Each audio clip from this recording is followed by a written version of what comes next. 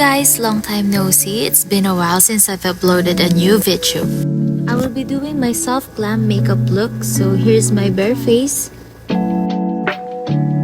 For the base, I will be using the Fit Me Skin Tint in the shade 3 and this Get Ready With Me Skin Booster. I will mix them together to get that glowy finish look.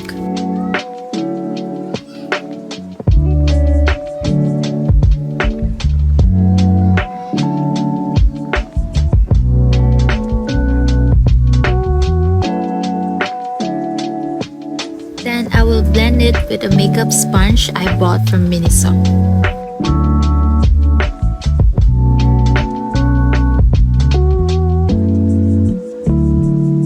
What I like about the skin tint, it's because it has a vitamin C which can nourish my skin, plus it has a SPF 50 which can protect my skin under the sun.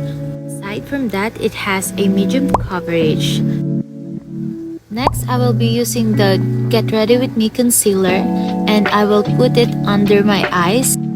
I'll just put it in the corners of my eyes, enough to cover my eye bags and give me the uplift but natural look.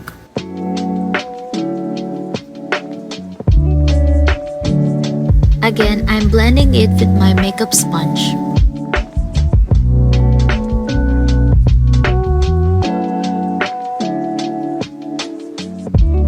Can you see the difference?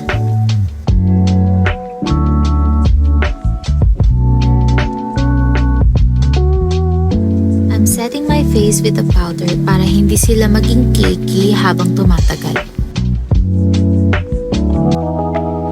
Ilalagay ko sila sa T-zones ko kasi doon ako mostly lagi nagpapawis. Kaya doon ko pinafocus yung mga powder.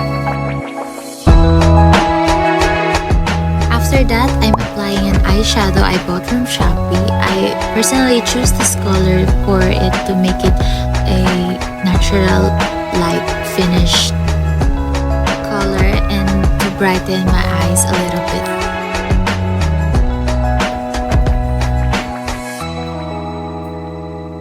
And my favorite part is applying blush. I use this Celeste Cream Blush in the shade Sweetener.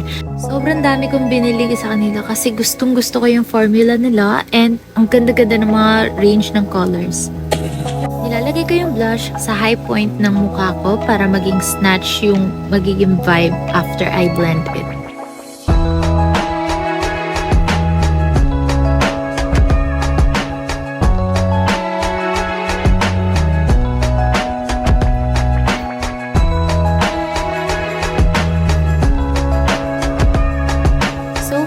I really love the color and the outcome.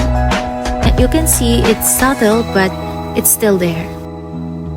Next is the gel eyeliner. You have to be precise since sobrang hirap pantayin ng wing eyeliner.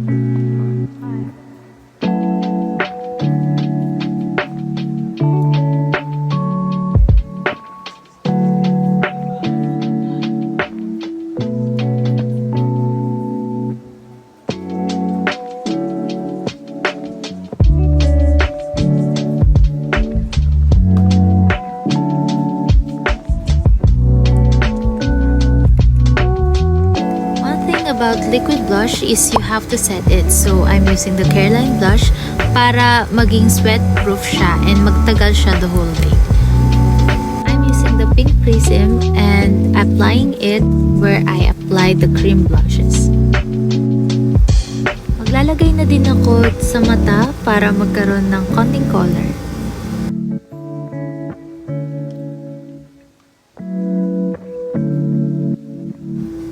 Nagiging glowy siya, which I really want for my look. For my lips, I'll be using this 2 lip product. I will apply the lighter shade all over my lips.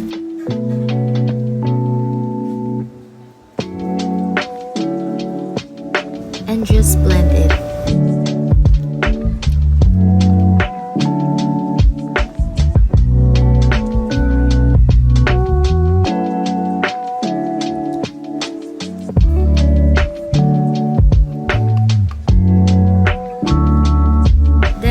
Apply the gel lip tint in the inner corner for that gradient look.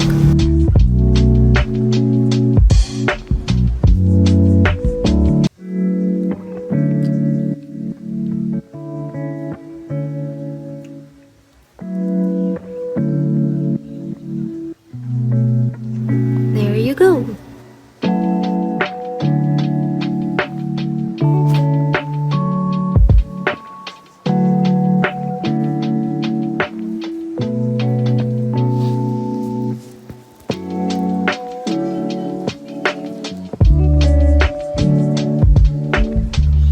This is what my makeup look under the natural sunlight.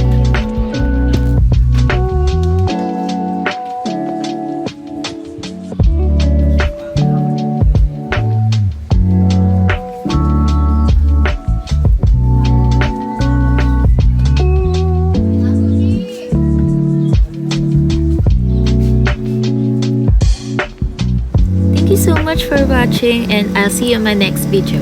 Bye!